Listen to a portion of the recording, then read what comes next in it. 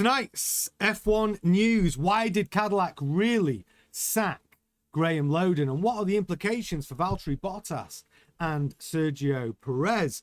Breaking F1 news coming out just from a few minutes ago. FIA lifts restrictions on Russian and Belarusian drivers and teams. What does Isack Hadjar still need to learn from Max Verstappen? Could Liam Lawson really walk away from the Red Bull family? And has Johnny Herbert seriously suggested that Adrian Newey is past his best? The cheek! This is your daily Formula One news. This is F1 Grandstand. I'm Tony Craig, and if you like your F1 news daily, of course, you're in the right place. Do smash a like on the video at your earliest convenience. If you're watching on replay, do get in the comment section. I do read all the comments. And subscribe to the channel. If you haven't done so already, come and join us, our merry band of men and women. Some of them are in the chat right now. Let's go and say hello. Who've we got? So we've got Jermaine's in the house, Retro Man's in the house, Super 23's in the house, Maxine Lawrence in the house, Cal Coolitz in the house, Harry Brown, Ronnie Parcella, Ron White, Rizza, Flaxton, Daryl, Gavin's in there, Yakman, Gemma, Queen of the chat. You lot been chatting for ages. Robin's in the house, Robin Foster, Brother Craig, Hugo Peroni, Goodnight's in, Mark Ford, Moreworm's in there as well, F1 engineer, that's Jim, Linda Hawkins, and David Tringali also in the house. Nice to have you all with us. So, right, I know the thumbnail's all about, we're going to get to the truth about what really is going on over at Cadillac. Why did they sack Graeme Lowdon? And also the implications on Valtteri Bottas and Sergio Perez. Just before I come to that, we've got some breaking Formula One news hot off the press. So this only came out just a few minutes before we started the show. So the FIA lifts restrictions on Russian drivers and teams. The FIA has lifted restrictions on individuals from Russia and Belarus from participation in international motorsports competitions. Those provisions have been in place since March 2022 under emergency measures in response to Russia's invasion of Ukraine, and were revised in February 2023. Well, Thursday, August 13th, today, by the FIA legal office stated that the above previously adopted emergency measures would now be lifted. Russian and Belarusian, a statement, Russian and Belarusian drivers, national teams, individual competitors, and officials are allowed to participate in international zone competitions without any restrictions, the communication stated. The requirement of signing a commitment to neutrality no longer applies. Additionally, Russian and Belarusian national symbols, colours and flags can now be displayed again, while their national anthems can be played. However, the FIA has upheld its ban on international competitions taking place on Russian or Belarusian territory. The FIA also said it continues to carefully monitor the events in Ukraine and reserve the right to take any further actions or implement further measures in the future, including any necessary actions required to comply with its obligations under any applicable sanctions regime and or any contracts to which the FIA is a party. So there you go. Listen, we're not going to get political on F1 Grandstand. We'll just give you the news. But what does it actually mean in terms of Formula One? Well, are we going to get Mazepin back? Are we going to get Russian money coming back into Formula One? Russian sponsors?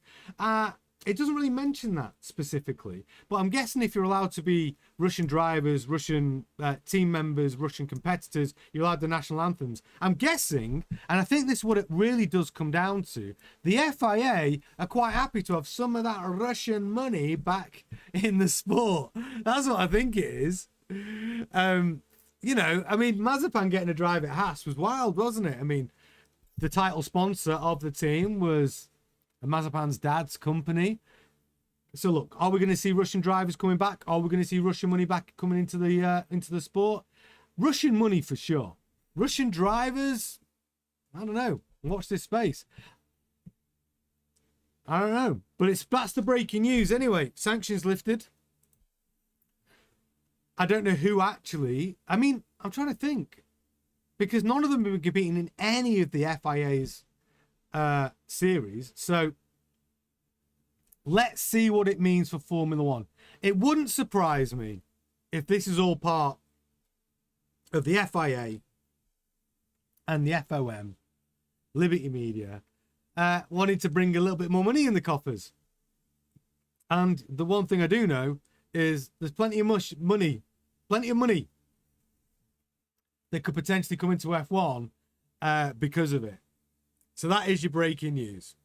Let's get into our title story. The title story is... Oh, not that one. Cadillac. Actually, list restrictions on Russian money, Gemma, Queen of the Chat says. Yeah, exactly. I mean, that look, I don't mean to be cynical, but you know, my initial thoughts are exactly that. You know, allowing the money to flow back in. Super 23 says, I'd rather have Mazepan than Nick De Vries on the grid. Yeah, well, Kyle says, can the Russian nationals travel to all the countries? According to, well, I don't know. That's a different thing, isn't it? The FIA are welcoming them, but certain territories may not. I don't know. It's a good question. It's a good question, Kyle. I don't know how the logistics would work. Yakman says, the FIA negotiating peace on earth. Hugo Peroni says, poor Robert Sheetsman got screwed over by the Ukraine-Russian war. He finished in the top 3 in F2 in 2021 and won the 2019 F3 championship. Well, maybe some of these drivers that didn't get an opportunity might do moving forward. The only thing is, we've got a load of good rookies just knocking on the door, haven't we? You know, right now, the current crop of F2 drivers, Rafael Kamara, Solov, and Fornaroli, 3 very good rookies trying to get into Formula One for next season. It's tough. We only had 1 rookie in F1 this season, didn't we? In Arvid Lindblad. So yeah, it's going to be tough. Schwartzman, Hugo Peroni says, yeah, we'll see. We'll see.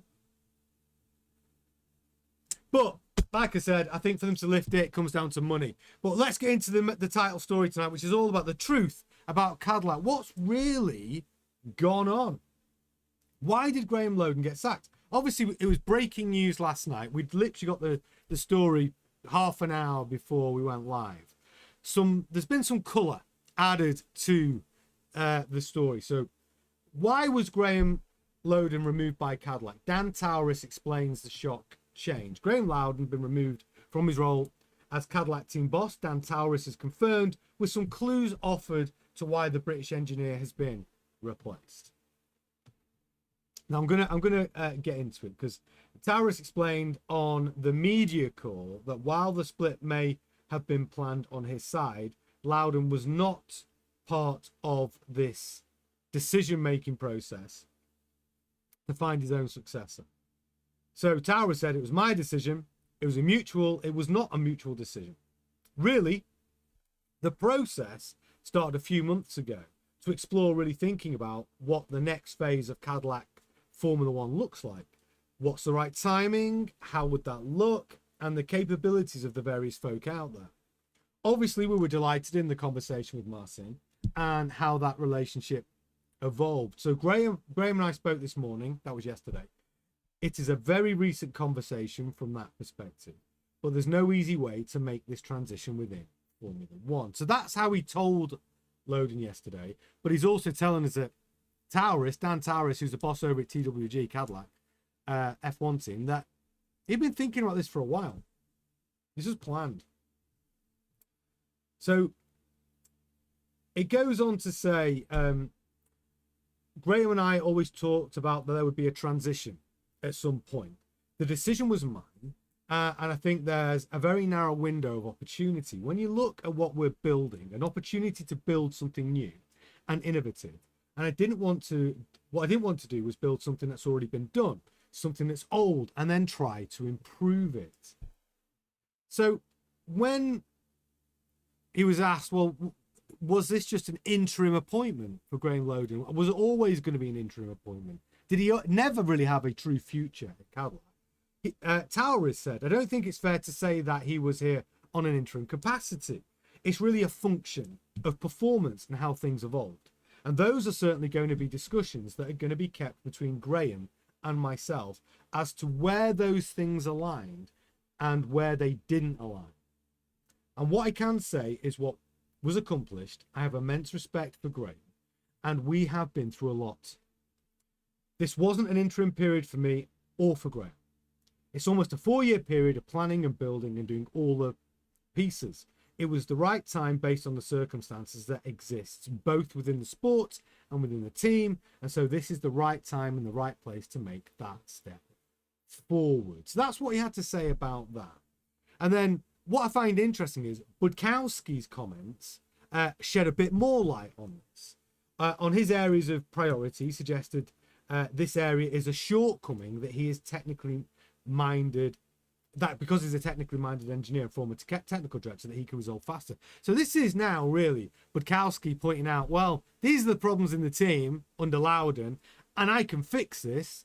So this is what he said. There's been a reliability issue that have marred the team in the first part of the season. In some part, it's understandable. It's a new team. It's a new group of people. They are learning together and they are failing together. Failure is a part of learning in Formula One. It's not pleasant, but these things have clearly prevented the team from understanding more, because mileage at the end of the day during a race, it's all the data that you accumulate. It's all understanding of the car. And I think that needs to be fixed very, very urgently. So what he's saying there is one of the glaringly obvious, huge problems at Cadillac is the drivers aren't finishing the races. We're not getting enough data to allow us, or to allow the team to fix the things that are wrong with the car and bring solid upgrades. Which is a fair point. We saw the Cadillac set on fire multiple times, the brakes setting on fire, retirements galore. And we also have seen the suspension failures, Sergio Perez and Valtteri Bottas. And actually, when you look at those incidents, they could have been seriously bad accidents with seemingly unprovoked suspension failures. That's pretty frightening. But yes, so Budkowski goes, yeah, I can see that is a problem, and we can't have that. I'm sure there's a determination in the team to do that, but there will be a strong focus on sorting the issues we are having at the moment, because otherwise there's no point developing if you can't race the parts that you bring in. Again, pointing out the upgrades to bring in, the parts to bring in just aren't fit for purpose. They want to solve that initially. And then he goes on to say, my first priority is going to be to listen. Honestly, listen and observe in the factory, because I need to meet the people. I need to understand how they work together, how the various individuals and departments first work together. I know that when a team is suffering reliability issues, as Cadillac had during the first half of the season, it's a huge risk of creating a disconnect between the trackside operations and the factory, and that needs to be very, very strong in any Formula One team. That link needs to be very, very strong. So that's why I will share my first week between the factory and the track at Zandvoort, because I want to see both sides of the team and how they work together. I think that's going to be the short-term priority. Listen, observe, and make sure the two entities, if you want, I mean, it's one team, but make sure they work effectively. And he goes on to say it's going to look in depth at the organization, the processes, at our tools. Oh, sorry, this is what Taurus was saying. It's going to look at the depth of the organization, the processes at our tools, and what we have, what we're still building, and what General Motors has to offer, because there's a huge depth of technical expertise and tools that there doesn't feel like it's been completely used yet. So what Dan Taurus is saying here is one of the big problems over at Cadillac is we've got all this stuff, Cadillac knowledge, tools that aren't being used effectively. And he goes on to say a couple of things that I think are a little bit more telling. He says he offered more hints and feels that the Polish engineer, Budkowski, is a better fit for the role. But I think we look to the future. I think a model with a very strong technical team principle. Look at Marcin's background, what he's accomplished in Formula One. He certainly fits that bill. Look at the resources across General Motors, TWG, and the like, and really look at what a future vision of Formula One team looks like. And this scared me a bit. The role of AI and those kind of things. I hope he's talking about the role of AI in design of the car rather than within the car to help control the car. He also says, I think we've only scratched the surface of the tool set that General Motors has to offer in Formula One through Cadillac. And so I think there's more work to be done there. Bringing all of that out, harnessing all those changes together, I think are really going to set us on a different trajectory to build that long-term organisation. So listen, Taurus and Budkowski seem like they're already thick as thieves. And the big takeaway is I think these guys have been talking for a number of months. It's been planned. Graeme Lowdon was just in the dark with all of this, actually. And once they dot the I's, cross the T's, Dan Taurus and Budkowski knew what they were going to do, they then drop it on Lowdon tomorrow. And there is no role for Lowdon in Cadillac. Even though he built the team, even though he's been working on it for, 3 to 4 years, yeah, there's no senior role for him. It's literally, he's out. So, there's a knock-on effect, isn't there? Like, what does that mean for Perez and Bottas? Because they were his drivers. And Budkowski spoke on the drivers as well. So, really, he was focusing on Sergio Perez, actually. And this is the headline. Cadillac F1 team not distracted by Sergio Perez to Williams rumours. New Cadillac Formula 1 team boss, Marcin Budkowski, has praised Sergio Perez for his role in the 26 campaign, denying any rumours linking him away from Cadillac. Perez leads teammate Valtteri Bottas 9-5 in the head-to-head in qualifying, and has really been the driver leading the Cadillac charge to close the gap to the back of the midfield. Checo, this is what he said. Checo's been an asset to the team, and so both drivers, to be honest, because there's been a lot of talk about taking two very experienced drivers, said Budkowski. But I think it's crucial in a young team like this to provide that experience and that stability. If you have a driver learning, a learner driver basically, and the whole team learning at the same time, that's too many variables. So I think it's important to have a driver like Checo on board. The 26th season has therefore seen a refreshed Sergio Perez, which has been driving a lot of rumours and conversation about whether Perez will still be in a Cadillac seat for 2027. And Williams has been a big talking point. Even Alpine's been in the mix as well. But he was responding to the Williams rumours.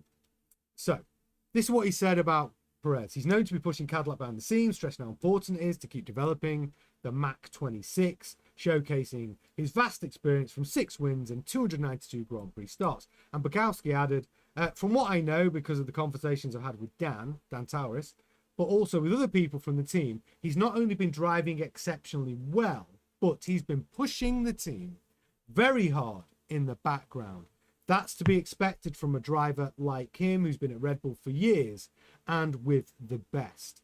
I think that's the kind of mindset that we want, and that's also the kind of mindset that I will bring. So I'm sure we will be aligned completely on the mindset and on the driver.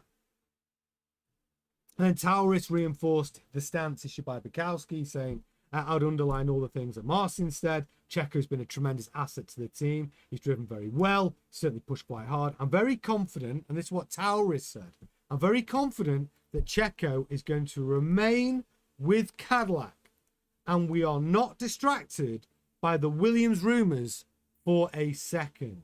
We're very confident in the relationship here, and that you're going to see him piloting the Cadillac F1 car. Which I think is interesting, because Sergio Perez, when he was talking to the press, I don't think he was quite as definite in the way he was talking about his future in Formula One. It didn't sound like that to me, but Dan Taurus and Budkowski feel like, yeah, Checo's going nowhere. But Cadillac needs to improve. I was talking to someone just on the through the comment section about this. Like, I think it was your man actually talking about Ollie Behrman potentially going to Cadillac, and it's like, this is what I feel about pretty much any driver. If you're, running in a team, the 8th best team, you only want to move up the grid. For you to move down the grid and take a drive at a team that's running P, 11, you're going to have to really believe in that project, or they're going to have to pay you an obscene amount of money, and you're going to have to be some sort of mercenary. It's a very difficult sell to a driver. Leave that team, which already I believe, you're better than Haas, to come and join us at Cadillac on a long-term project. It's very difficult. I think Cadillac are stuck, really, until they start fighting for points and getting into the midfield. Right now, where they are today, it's a very difficult sell. Unless you're a driver who's lost your drive, and you just need a drive to stay in F1, and you'll literally take anything. If you're, let's say, Franco Colapinto loses his seat at Alpine, and the only potential place for you is Cadillac, you take it, because you don't want to, leaving Formula One's worse than driving for the worst team. But there's not many drivers in that position. You're talking like Yuki Tsunoda's, who's a reserve driver, who just desperate. You Jack Doohan, drivers who are just desperate to get in. Rookies looking to get their first drive. Solov, maybe. Rafael Kamara's a good shout, because obviously Cadillac are running the Ferrari engine as well. So, but yeah, it's a very tough sell if you're Cadillac to try and get a different driver in. But the one thing I will take away from all of that driver conversation, though, as Tauris and Budkowski were talking to the media, is they heaped loads of praise on Checo, on Sergio Perez, and it was just like a throwaway one line that says both the drivers actually have done a good job. None of them are talking about Bottas, are they? Oh, Lady Gisette in with a super chat. Gisette says, told you that one is going. Probably Bottas. Or maybe a rookie Russian comes in asking for a friend. Do you know what? Could you imagine Cadillac bringing in a Russian driver? The All-American team bringing in a Russian driver? I don't know. I don't know if they would. They're too American, aren't they? Bringing in a Rusky? Oh, I don't know. It's a tough one. I don't think Cadillac could do it. But I do think you're right, Lady J. I think Bottas could be an indication that under Budkowski now, that Bottas might lose his drive. And if he does, do they give Jack Crawford a chance? He is American. Colton Herta seems to be their American golden boy that they're trying to develop in F2. I don't know how that works out. I don't know how that works out. I do know that Cadillac, they promised us a new engine for this regulation cycle for 2029. So, let's see what happens with that as well. Gisette says Sergio's positioned himself for more money. Maybe. I mean, he probably does deserve a pay rise, actually. He's done a good job. Andrew Gilsmith says Sergio is so underrated as a driver, man. I think he is. And I think it's quite evident what he's doing to help the team move forward as well. And I think it'd be a big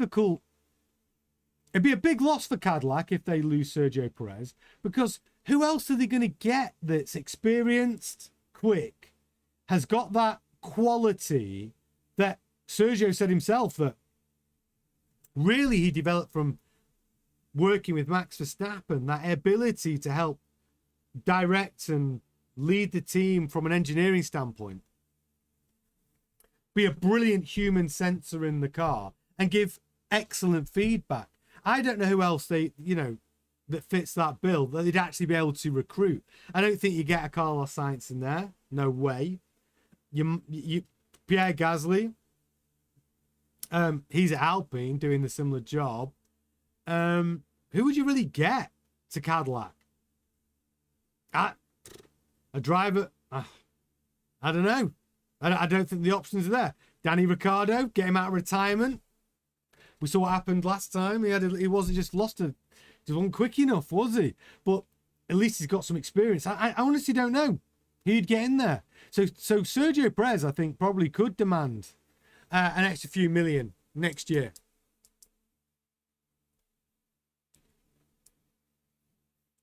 Andrew Gilpin says, I expect Cadillac to improve significantly once F1 switches back to V8s.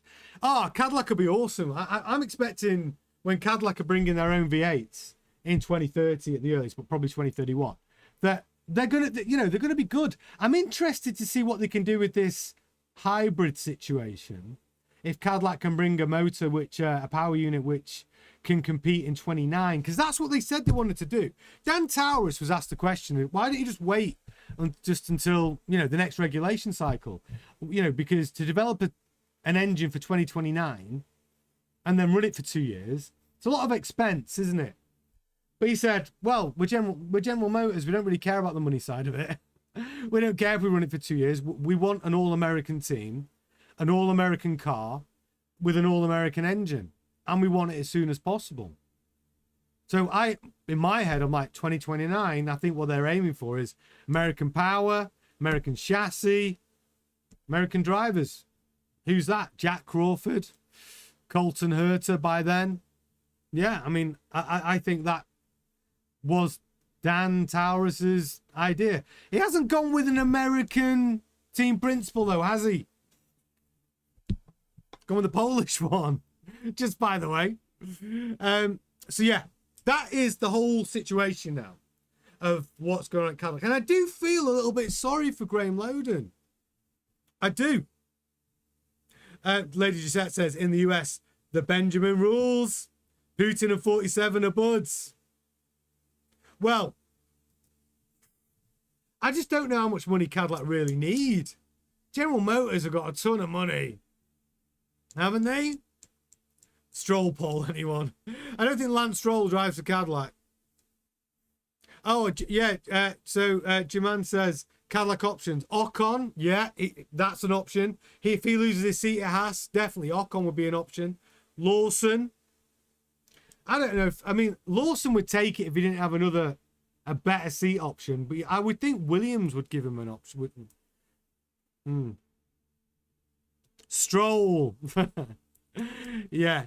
Gasly contracts until 2020. I don't think Gasly goes to Cadillac for Gasly could drive in a top 4 team. I know. Not everyone agrees with me. I think Pierre Gasly's way better than people give him credit for. Way better. He's matured so much over the last few years. Gisette says, actually, American car brands are suffering big time right now. Yeah, do you know what? I haven't seen any of their financials. I always just assume that General Motors are, even just from selling their trucks, they must be raking it in. Absolutely raking it in.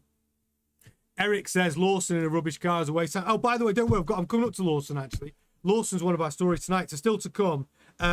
What does Isack Hadjar still need to learn from Max Verstappen? From Isack Hadjar's mouth to your ears. Could Liam Lawson walk away from the Red Bull family? And has Johnny Herbert seriously suggested that Adrian Newey is past his best? All those stories still to come on tonight's show. So let's get into the next one, actually. So yeah, so that's your update on Cadillac. I know a lot of people say we don't talk about Cadillac very much. Well, I always say, when there's news about Cadillac, we'll cover it. And there you go. You're up to speed now. Hadjar. He's been talking. The Max Gap. Do you like that? Play on words. The Max Gap. Isack Hadjar talking to the press. So Isack Hadjar identifies key area he must improve compared to Max Verstappen. Now, for me, Isack Hadjar has been very impressive in the Red Bull. And I've got some stats to back it up. I'll tell you what. So since Daniel Ricciardo's departure for Renault, Pierre Gasly, Alex Albon, Sergio Perez, Liam Lawson, Yuki Tsunoda all struggled in the second Red Bull seat. And there's been no sign of that with Hadjar so far. In fact, he's been, in my eyes, pretty brilliant in a car that's not even that good. And Hadjar reveals that he's not surprised himself. I'm like, I've been pretty surprised. A lot of the fans have been pretty surprised. But Hadjar says, no, I am not surprised in my performance. He said, I actually haven't surprised myself this year, to be honest. I've just been driving at a high level. Definitely better than last year. That's normal because it's my second season. I'm still not very experienced, but I am improving a bit. That's also reflected in the data. I've got the data for you. Figures from data partner Pacetech shows that Hadjar has so far trailed Verstappen by an average of 0.23 seconds in qualifying, a smaller margin than any of his predecessors in Red Bull's second seat. And Verstappen believes that drivers like him, I need to tell you this. Because of the regulations, Verstappen believes that drivers like him are less able to make a difference under the current regulations. But the fact remains that Hadjar has performed very strongly on Saturdays so far for qualifying. Nevertheless, Hadjar sees one clear area which he still needs to improve compared with Max Verstappen in the second half of the season. I would say Max has been very impressive on Sundays, all round, Hadjar said. I think my one lap pace has been pretty good, but how well Verstappen is managing the races is on a different level. That's what I'm focusing on and working on. And I talk about this a lot when we talk about rookies. I say this is where experience really shines. It's how you see the talented, experienced drivers manage a race over 70 laps. Their decision making is different. And it's reflected in the data I'm about to show you. So while Hadjar's qualifying deficit is just over 0.2, the gap in terms of race pace has been larger. On average, Hadjar has lost 0.49 seconds per lap to Verstappen on Sundays. That's just shy of half a second a lap at race pace. And that's what the good drivers do. Hamilton is the same. Some drivers, they're not always nailing it in qualifying. They're not always, like Leclerc's brilliant in qualifying. But if you look at his race pace compared to Hamilton, you'll see on average probably 3/10 a lap down, maybe even more. Because the great drivers, especially in this modern era, who can manage their energy lap after lap after lap, manage their deployment, manage the tiny details, the nuances of that battery management side. And Verstappen, Hamilton, Antonelli are all doing it exceptionally well. That's where the races are won and lost, right? But still, I'm not taking anything away from Hadjar. He has been brilliant, in my opinion. Better than his predecessors. And I totally agree with him. He knows what he needs to improve. And it's consistency. It's that consistency, lap after lap after lap. Not making those mistakes. Decision making. I'm going to come to the chat. Yeah, Retroman. Hamilton was never a top qualifier, but always had very good race pace. Yeah, I agree. Andrew Gilsmith, Amazon F1, Claude F1. Do you know what? Do Amazon sponsor an F1 team? Who do they sponsor? What's tonight's poll, TC? Well, it's the next one, actually. Okay, do you know what? I'll do one on this one. I was going to do a poll on the next story, but actually I think we've got a good poll for this. And it's an easy one. So, is Isack, after what we just talked about, is Hadjar the best driver we've seen in RBR? The best let me just write this down. Best number 2. Oh, I messed this up. Best number 2 driver we've seen. Is Hadjar the best number 2 driver we've seen at Red Bull Racing since Danny Rick? Okay, is Hadjar the best number 2 driver we've seen at RBR since Danny Rick? I think for me, it's clear. So who are you comparing to? You are literally comparing him to Pierre Gasly, Alex Albon, Sergio Perez, Liam Lawson, Yuki Tsunoda, I think he is. Actually, so excuse me, I'm melting. It's about 100 degrees here.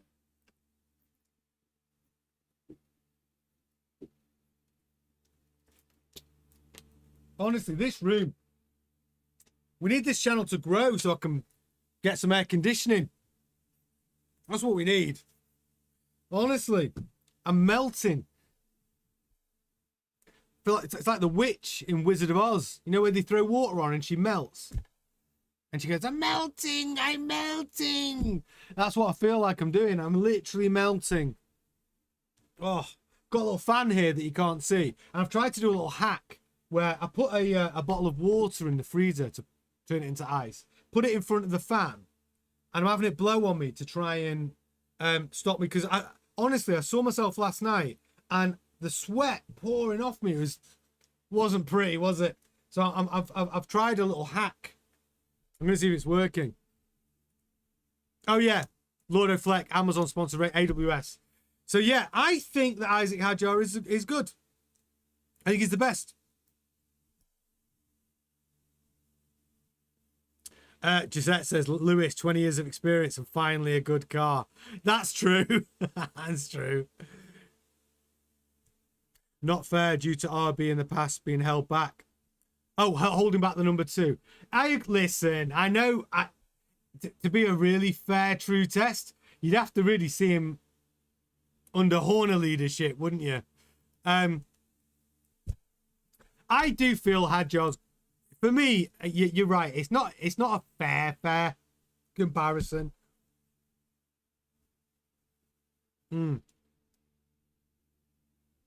Kyle Melson says, yeah, Danny Rick was the best. Hadjar second so far, but Perez started good as well. Yeah, and also, for what Perez did in 2021, that helped Max Verstappen win that incredibly controversial World Driver Championship when it was stolen from Lewis Hamilton. You can't take away Perez's drive at Abu Dhabi holding up Lewis Hamilton. It was a brilliant bit of number 2 driver work, holding Lewis Hamilton back. I hope Max Verstappen went and bought Sergio Perez like the most ridiculous present after that.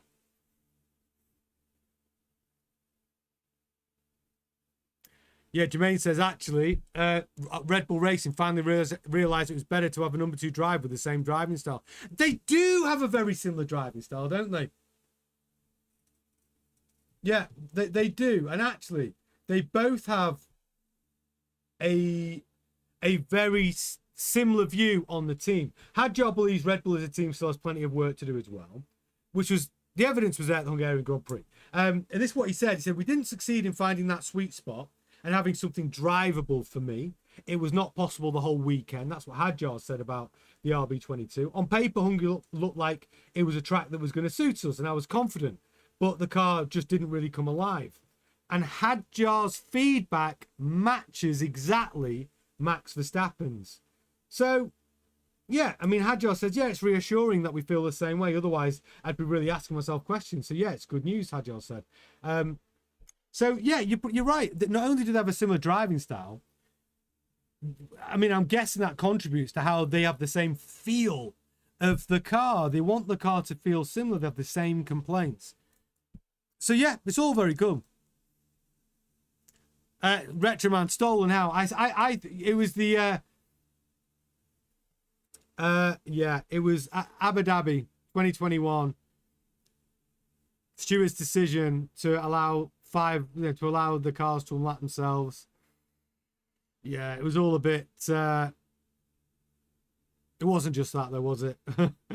Yeah, too much to get into, but 2021 Lewis Hamilton, yeah, some controversial decisions from Masai, the race director, and he's no longer in Formula One because of it. Well, I don't know, because of it. I mean, it should be enough to get him out of Formula One, in my opinion.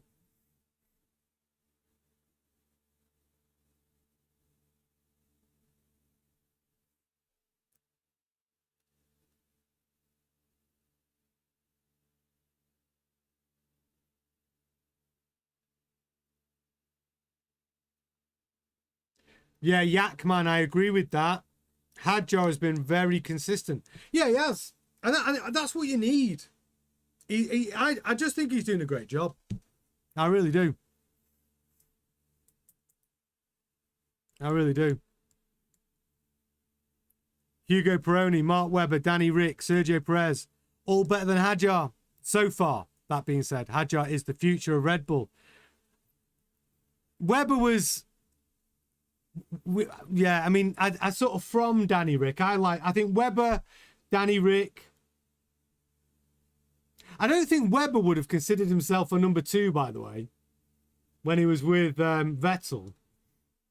I don't think Webber would have considered himself a number 2. I mean, look at the fights, look at the arguments. He was, yeah, in his head, he wasn't a number 2.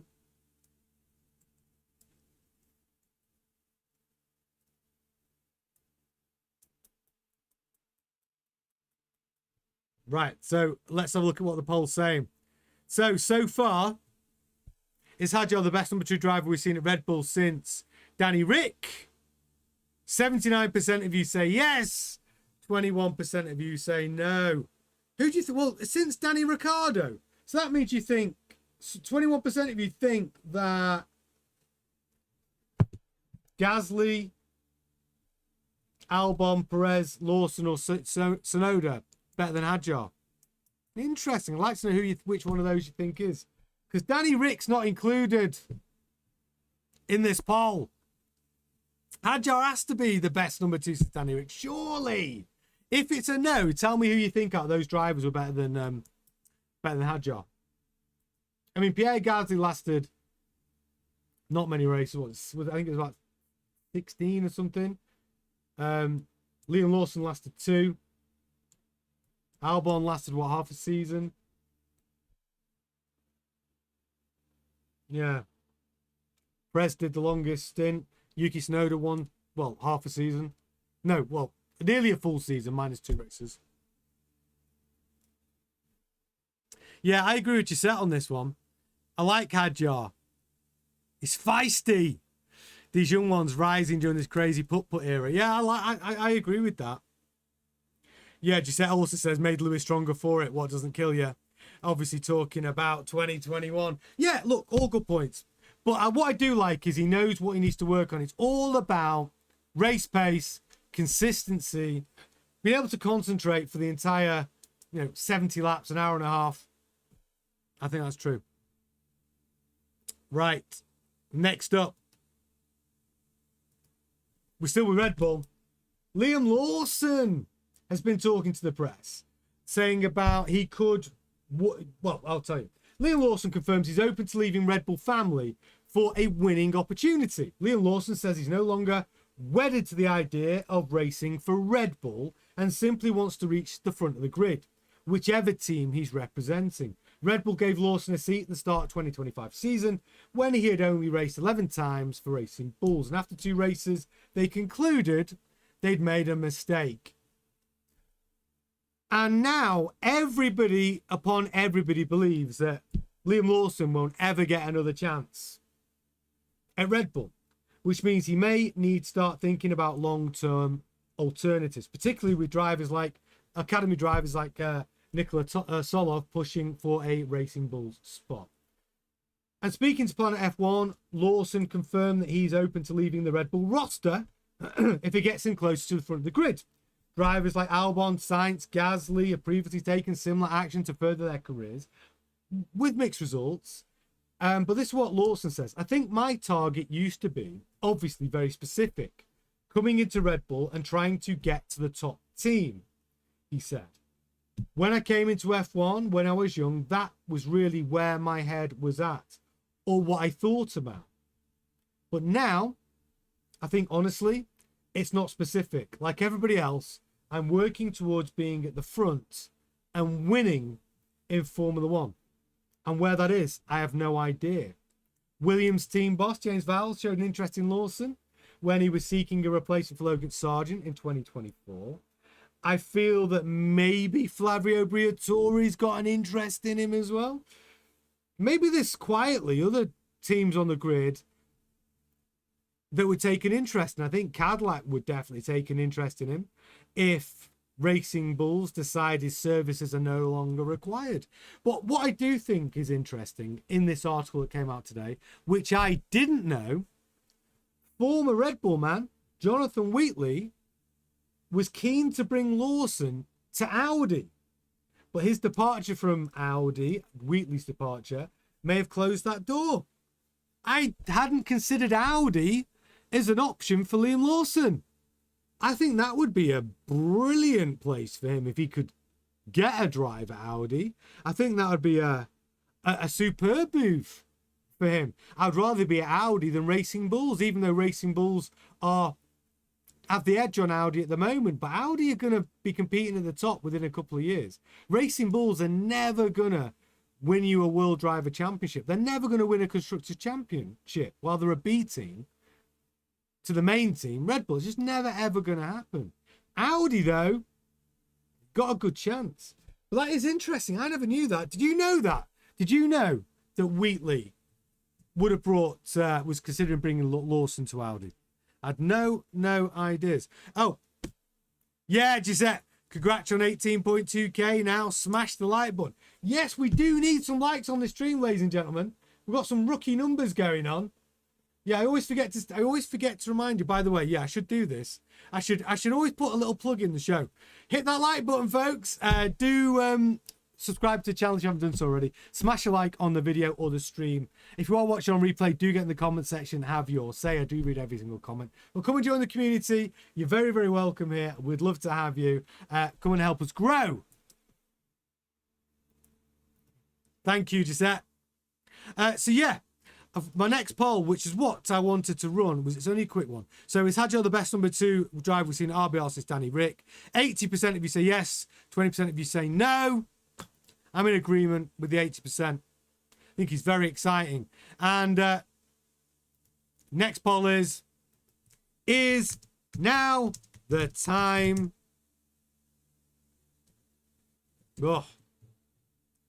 Is now the time for Lawson to leave the RB family? I think it is. I mean, it's now the time for Lawson to leave the RB family. I actually think it is. I think it's quite an obvious thing to do. I think he's had his chance in Red Bull. And as a young driver, Red Bull Academy, getting promoted to Racing Bulls, of course all he's thinking about is driving for Red Bull. Every Red Bull Academy driver, that's where they think, that's the pinnacle. I want to drive for Red Bull, the big team, the team that's won Max Verstappen his World Driver Championships and the Constructor Championships. Of course, that's the team I want to drive for. He gets his opportunity. He's done it. It didn't work out. It wasn't fair. He only got two races. They're not going to put him back in there. I just can't see it ever happening.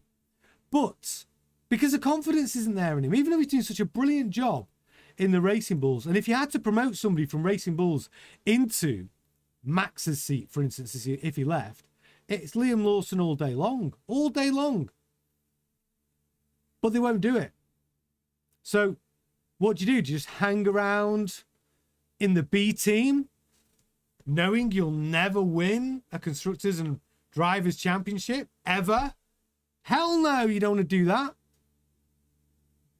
I think he really needs to be... His agent needs to be having those conversations. His manager needs to be out there looking for another opportunity. He's a good driver, really good driver.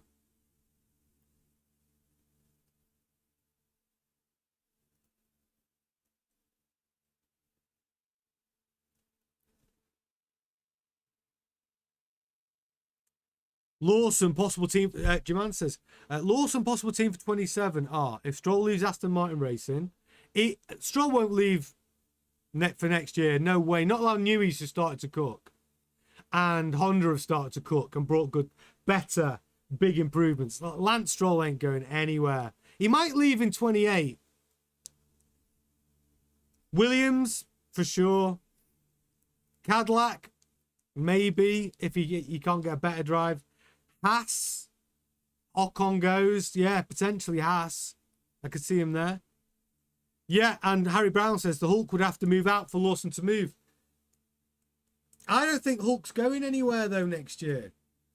I think Audi and Bonotto have pretty much told us Hülkenberg, Bortoleto, they're here to stay for 27.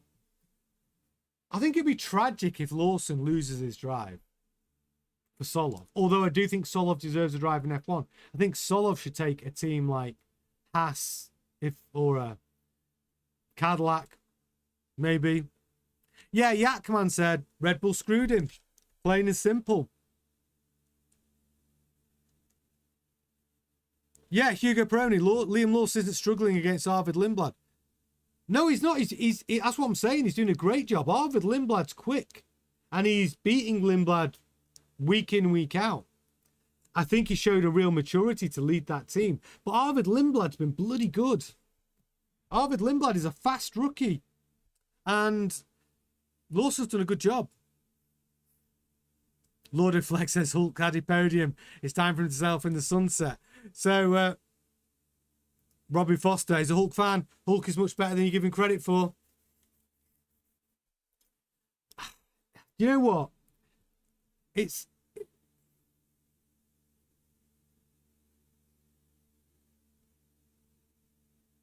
I'm not saying Hülkenberg's a bad driver. I think Hülkenberg hasn't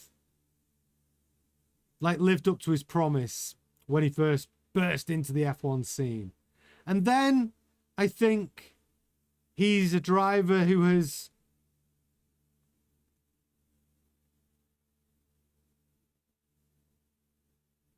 making do in the midfield. Has he brought the best out of himself while he's been driving for these teams? I don't know. It's hard to say. Hülkenberg's a difficult driver for me to really judge. If on pure stats, he's a journeyman that's never achieved anything other than one podium. Yet he must bring something to the team because he's had a drive for 14 years. It's hard to tell. I honestly couldn't give you an honest assessment on how good he is. The only way I can judge Hülkenberg is how good he is against his teammate. That's it. And at the moment, Bortoletto's beating him. I mean, I'll tell you exactly. Let me just remind you what the points are. So right now, Bortoleto is sat with 10 points. And Nico Hülkenberg's got 2 points. And that is the only way I can judge Hülkenberg. His teammates beating him. So if Audi are going to switch drivers, and if it stays like that to the end of the season, and Bortoleto ends up with more points than Hülkenberg at the end of the season, then yeah, Hülkenberg's the one that would make way.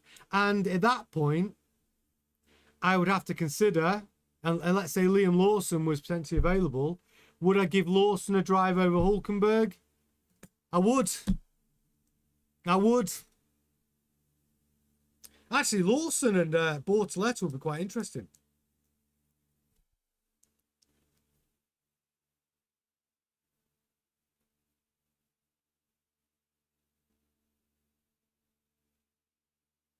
Lord of Flex says, I do feel bad for Hulk, waiting for so long for the podium, and no one gave him the champagne spray.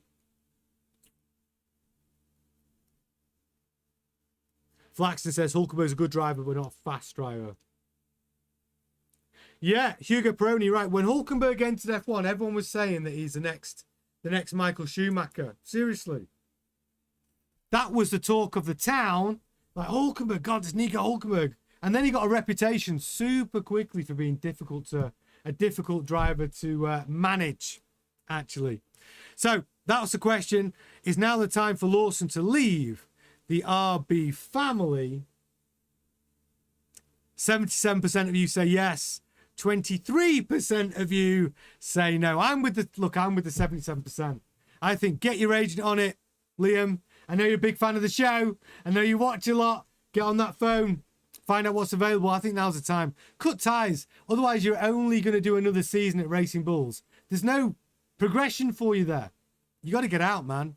Got to get out. And I think speaking of underrated drivers, I think Liam Lawson's underrated. Truly, I do. And speaking of underrated, Johnny Herbert has been in the press today.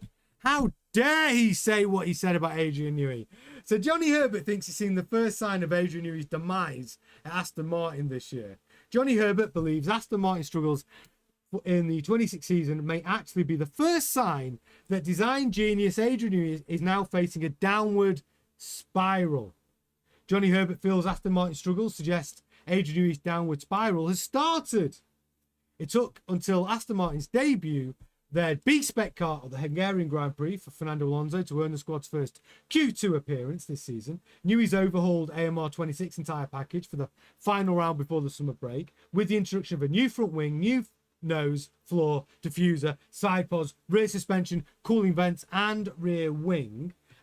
Did a very good job. But Herbert told Vision for Sport it's frustrating for both Spanish drivers, Fernando Alonso and Williams driver Carlos Sainz. They are really struggling. Their cars are very, very poor. And for Fernando, it's even worse, particularly bad. But that's just how the cookie crumbles sometimes. You look at what they put together, Aston Martin with Adrian Newey, the new factory and all that, and having Fernando on board at the same time. And it's difficult to understand how it has gone so wrong. For whatever reason, Adrian hasn't been able to put together a crew that's able to put together a good car, or even one that is half competitive for what they are trying to achieve. Interestingly, is this the demise of Adrian Newey, the first sign of him on a downward spiral? It happens in sport, even to the very best. It was always going to happen. There will always be a point when it happens. It's not yet. That's all I wanted to say to this, Johnny Herbert. I am not having it. No, Johnny, no. I'm not having it. Newey, what he achieved at the Hungarian Grand Prix with those upgrades tell you right now that Newey is not past his best. He's took an absolute crappy car, which was his design, granted, which he really threw together in quick time. Didn't have the same amount of time to design the 26 car compared to everybody else. Everyone else was working on initial designs of the 26 car years before Newey. He had to choose a design direction. It didn't work out. Yet, halfway through the season, he goes, right, I'm not bringing any updates. I'm going to bring you pretty much a brand new chassis. I'm going to keep the front suspension, though, because that part I did quite well. And then they leapfrogged Haas, Williams, Cadillac, and one of the Alpine cars from one upgrade package. Who else has done that this season? Truthfully, Cadillac haven't done it. They're at the back. Williams haven't done it. They're at the back. Williams really progressed, I'd say, to... They were... Aston Martin were the worst. I'm not even sure Williams have gained any jumps, really, with their developments this year. Like, Newey is not past his best. And then you've got the Honda upgrade coming. I just want to say this to Johnny Herbert. Wind your neck in. It is too early to be writing off the GOAT of Formula One, Adrian Newey. And I know Newey likes to wind down in an evening with the F1 Grandstand community. It's one of his favourite things to do. I've got your back, Newey. I'm here for it. I've got you covered. I know you've still got it. And I am so excited to see the further upgrades and updates you are bringing to Zandvoort in 2 weeks' time. So, yeah, Johnny Herbert, shut your mouth. Shut your mouth, mate. It's not... I don't agree with you at all. And hopefully the F1 Grandstand community don't agree with you either. Newey's never passed his best. I just want to go up to him and give him a little rub on his head and go, you're doing a good job, mate. You're doing really well. Come on. I believe in you. You are the greatest of all time. Same with Koji Watanabe. I want to rub his head and go, you can do it. You can bring those Formula One engines like you did of old, those championship winning engines. Then I want to go to Fernando Alonso, rub his head and go, come on, you can win us. You can win us another World Driver Championship. You can do it. And then I want to go to Lance Stroll and give him a lollipop. That's it. That's what we got to do. That's how it goes. Well, listen, thank you so much to everybody who's been in the thank you for all your super chats, especially Lady Gisette. Thank you so much for all of your support. You're a legend. Love you. And everyone in the chat as well. Thank you for all of your interaction tonight. If you want to watch on replay, do get in the comment section. Don't forget to smash a like on the video before you go. If you watch on replay, please do support the channel by having your opinions heard. Smash a like on the video, get in the comment section, tell your friends, bring them in. You're very welcome here. And if you watch on replay as well, I'll put a couple of videos here that I think you will enjoy.